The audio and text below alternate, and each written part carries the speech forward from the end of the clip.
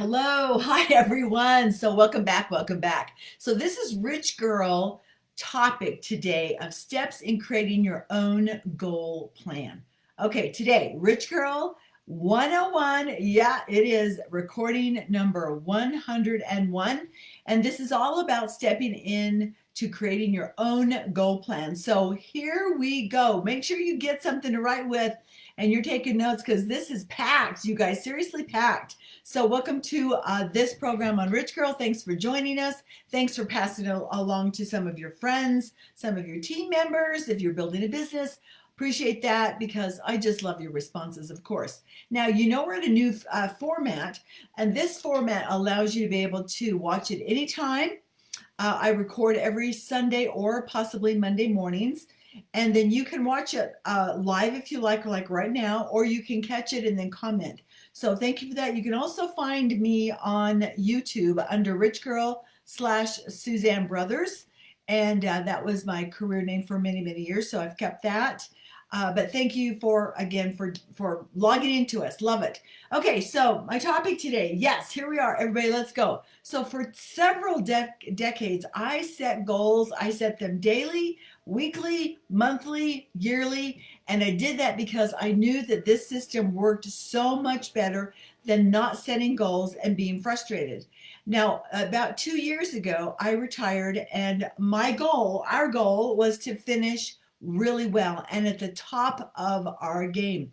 And I'm proud to say that we absolutely did that. The very, very, very tippy top of our game, totally. And we did finish well, and that was the goal. Very specifically, how we did that. So, for the last years of my career, we had many things in motions: contests, communications, personal game plans, many events, weekly check ins, and a lot of other things. And it was really the thrill of our lifetime to see that happen. And I'm so glad that I was able to help make that happen by setting goals.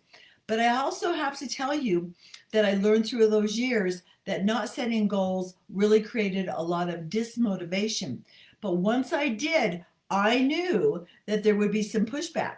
And I want you to expect that too, because not everybody is going to be in on your thing. There were many people who did not want to participate in the game plan. They did not even pay attention to what was happening, some of them, or just didn't want to enroll themselves. And that was tough. That was tough. That was tough because I allowed that attitude of not wanting to get on the game field and play, like one for all and all for one. I allowed that to kind of hurt my heart many times, and it even slowed my progress. So after reflection, a lot of experience, I came to realize and the knowledge that that I really needed to dedicate myself to my game plan and what we were doing as a group together, and those that were work alongside with them. Because if I continue to allow the hurtful things and the thoughts to discourage me, then it was going to take me down. So let's not base today, what we're talking about today, you and I having this conversation, do not base it upon what other people think, say, or do. What matters to you is what you think, say, and do. And of course, always want to underline that with having your belief in your life first. And of course, your family's got to be right in there with you as well. So I'm talking about the other things that sometimes really bring us down. So thank you for commenting also on last week's assignments. I absolutely know that most of the Rich Girl audience knows how to set goals. I know you know that. You have files of instructions, right? You have like tons of notes and a head full of knowledge. But we know this: if we do nothing, then it doesn't matter what we know. Okay, if we do nothing with it, or we do it a little bit and then we back off, and we do a little bit and then we back. That way, it's kind of like we really never knew it at all, right? So remember your assignments. Okay, your assignments, I want to just kind of help you remember what they are, is to pick 5 things that are your reasons or your motivation or that you really want to be able to see happen, okay? And some of you wrote to me, private message me, thank you on that. So just review them really quick, is that goals are there to make things happen. Okay. Goals make us feel better about ourselves. Number two. Number three, they provide an attitude adjustment. Okay. And next, they establish self discipline and motivation because we know that that is really a true endeavor. And there are let's see, like number 5 or 6 here. They give us direction, they give us purpose. They also get us all to where we want to go and not just settle for whatever happens. Number 7, that goals create good habits and a pattern to follow. Good habits and a pattern to follow. And 8, now these are not all, but these are just my top 8, is a goal will eliminate other people from controlling our life. Because if we don't set goals, other people will control our life big time. You guys know that, right? Okay, you know that. Okay, so again, thank you for commenting. I love your comments. We had lots of them, about 32 last week. Keep them coming. All right, so let's start with number 1 right now on goal setting. Get your pen and paper out for sure, because the first one is important. You need to decide exactly what you want and be very specific with the infinite. Watch out for non-measurable things like I want to lose weight. Okay, so you lose 1 pound and you got that accomplished. Say, like maybe you might say, I want to travel. Well, where? Be very detailed, because you may end up in Pocatello, Idaho, which is not a bad thing. It happens to be that kind of the area where I was raised. Not making fun of you Pocatello girls, but just by the way, if you're not detailed of when you say I want to travel, you may end up somewhere maybe not as exciting that you didn't want to go. Okay, maybe you want to say, I want to increase my income by $25,000 per year, or I want to be able to lift 50 pounds with ease. I want to be able to do a fast walk, run without stopping for 20 minutes per day. Okay, so yes, are you hearing me? These were all specific, very specific. Maybe you're saying, I want a nicer home, not specific. But if you say, I want to purchase a home with a view of the mountains, with the main floor master, and also backs up to a yard with plenty of playground and space. Okay, that's much more specific. Now, if you really got detailed, it would be the exact measurements of that yard. But you get my drift right here. Okay, so that's number 2. You got to make sure that, or number 1, you got to make sure that you're very specific. Number 2 is aim high. Okay, aim high, not so much that it breaks you, but that it stretches you, and you honestly believe that you can attain that. Higher goals can be a part of being really motivated to get going. Yet if they are too high, they become the reason not to start. Okay, so watch that. So not so low that you know that every day you can hit it. Reach a little higher, it'll get you more excited. George Patton had a quote, and he said, a good plan executed now is far better than a perfect plan executed next week, which is talking about procrastination, of course. I might repeat that a little bit later on because I think it's a good quote. So number 3, because our minds cannot distinguish between what is real and what is imagined, change your thoughts, you change your world. Okay, so what is happening in your mind is matching the picture of our real life. So having new visuals creates a subconscious mind to accept all the information that is fact, even if it's not fact. Our mind just doesn't even know the difference. So having those pictures in your date book, having it on the dashboard of your car, having it on your refrigerator, having something on the mirror that you get ready in front of every single day, visuals do make a difference. However,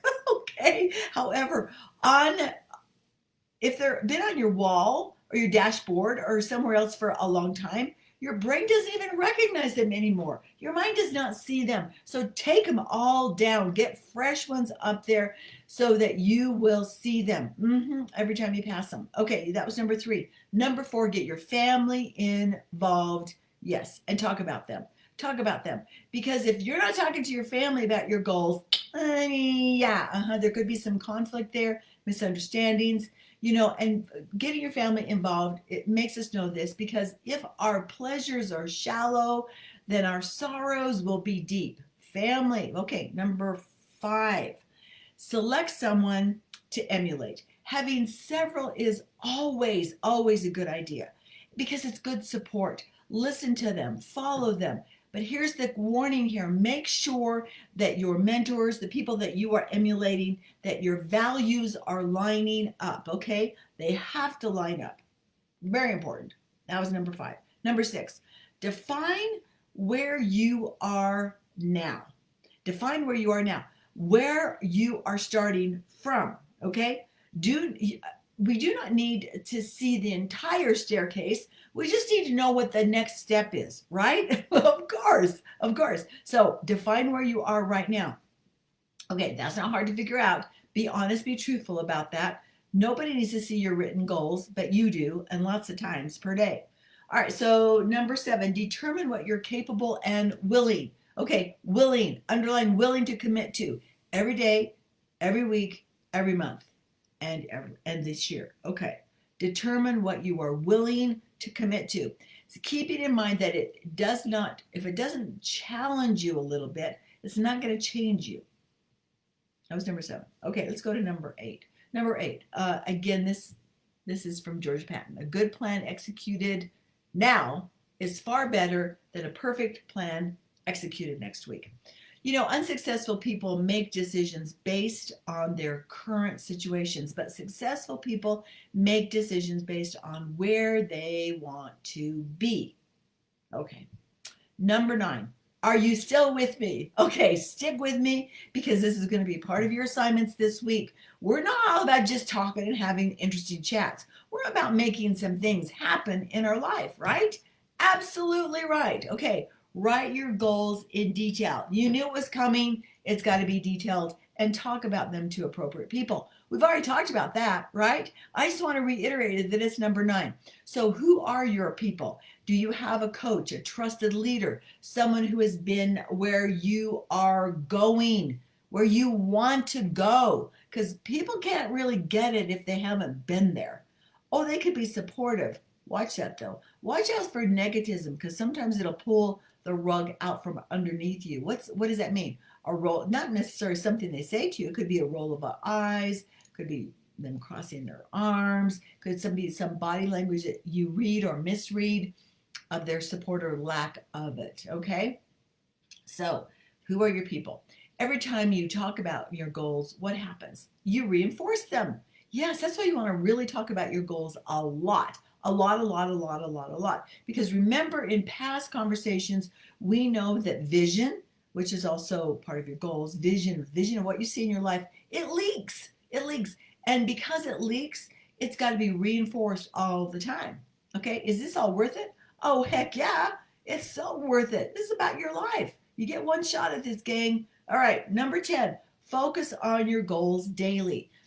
All right, so a lot of these I'm just really reiterating. Talk about your goals daily and focus on them daily. If a goal is not focused on and it's not read over, after 2 days or so, it's not really a goal. It doesn't really exist at all. Then you find yourself in the frustration of going back, beating yourself up, re-getting at your goals or keeping them far away for a long time, way too long of a time. And then goals seem like a hard thing to accomplish. Don't talk yourself into this, that it's a hard thing. It's not a hard thing. It's just your brain telling you that it's a hard thing. It's only hard for a minute until you accept that this is the way you want to go. Come on, girl, you're a rich girl. You know that you can do hard things.